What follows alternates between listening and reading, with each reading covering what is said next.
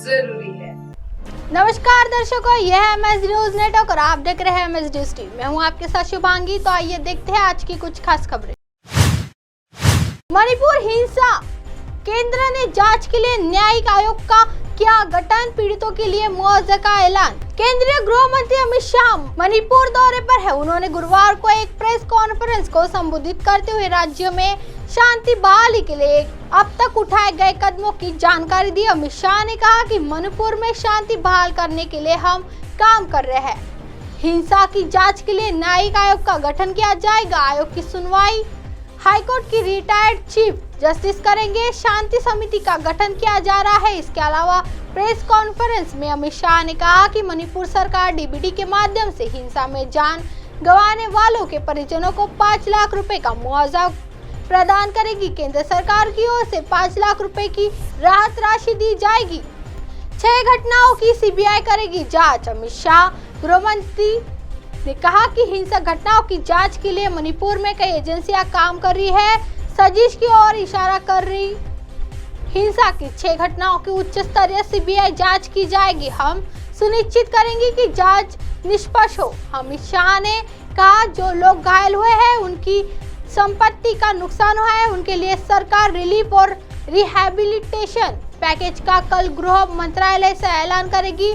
30,000 matric ton चावल पहुंचाया जाएगा। मणिपुर में 1 हफ्ते में भीतर टेम्पररी प्लेटफॉर्म बनाकर तैयार होगा। म्यांमार सीमा पर 80 किलोमीटर की रास्ते की होगी फेंसिंग। अमित शाह, केंद्रीय गृह मंत्री अमित शाह ने प्रेस कॉन्फ्रेंस में कहा मोरे चुराचांदपुर हिंसा प्रभावित जगह मेडिकल टीम काम करेगी। हिंसा की वजह से मणिपुर में बच्चों की पढ़ाई प्रभावित हो रही है।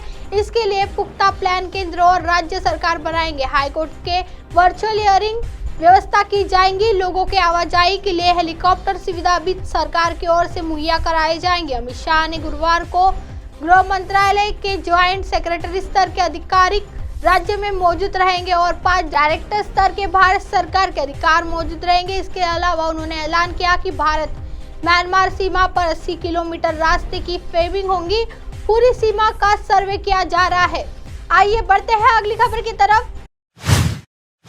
राजसमंद के गांव मोलेला में बनेगा शिल्प ग्राम। सीएम गहलोत ने दी इतने करोड़ रुपए की मंजूरी। मिट्टी से लोग देवी देवता की मूर्तियां बनाने में अंतर्राष्ट्रीय पहचान रखने वाले मोलेला गांव में अब शिल्प ग्राम की स्थापना होगी। मुख्यमंत्री अशोक गहलोत ने इसकी स्थापना व अन्य कार्यों के लिए 2.55 करोड़ रुपए की मंजूरी दी है। यह गांव राजसमंद जिले की खामनोर तहसील में स्थित है। ये सुविधाएं होंगी विकसित। सीएम गहलोत ने इस निर्णय से मोलेला शिल्पकर्मी अल्पी कलाकृतियों का प्रदर्शन कर बिक्री कर सकेंगे।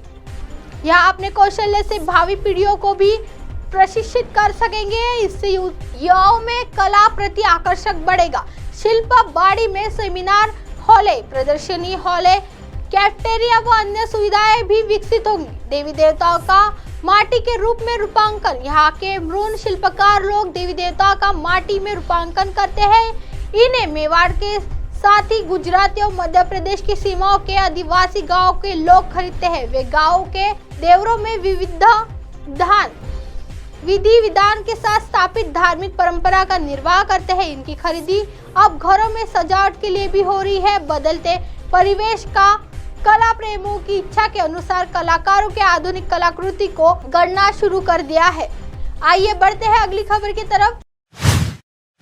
हाईकमान से मीटिंग के बाद भी नरम नहीं हुई सचिन पायलट के तेवर। अब गहलोत सरकार से किए ये मांग। कांग्रेस नेता सचिन पायलट ने पूर्ववर्ती भारतीय जनता पार्टी सरकार से भ्रष्टाचार के आरोपी सहित अपनी मांगों से पीछे हटने से बुधवार को इनकार करते हुए कहा कि उन्होंने जिन मुद्दों को उठाया था उनसे समझौता करने की कोई संभावना नहीं है। पायलट ने कहा कि उन्होंने अपनी मांगों पर कार्रवाई करने का जोर अल्टीमेटम दिया था, बुधवार को खत्म हो गया है और वह इंतजार कर रहे हैं कि राज्य सरकार क्या कार्रवाई करती है। पायलट ने टोक में कहा, मैं एक बार फिर कहना चाहता हूं कि मैंने जो मुद्दे उठाए थे, खासकर भ्रष्टाचार के मुद्दे, पिछले बीजेपी शासन में भारी भ्रष्टाचार और लूट मची थी, उस पर कार्रवाई करनी होगी। जहां तक युवाओं के न्याय दिलाने की बात है तो मैं समझता हूं कि इसमें किसी तरह के समझौते की कोई संभावना नहीं है।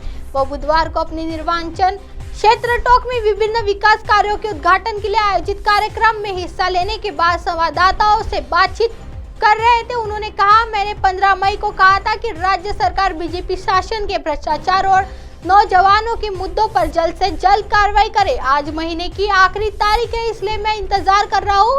उन्होंने कहा था कि कार्रवाई करने की जिम्मेदारी राज्य की है, इसलिए देखते हैं कि कल क्या होता है। अब आप हमारे चैनल को आपके मोबाइल पर भी देख सकते हैं। मोबाइल ऐप पर देखने के लिए play store MS News T app download करें। इस साल ट्विटर, हाइकुक, फेसबुक और कई सोशल मीडिया के प्लेटफॉर्म पर हमारा चैनल उपलब्ध है।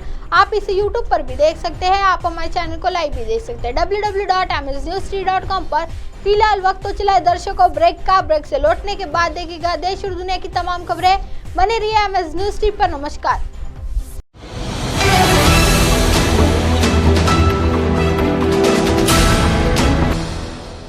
ये है MNS न्यूज नेटवर्क और आप देख रहे हैं MNS न्यूज।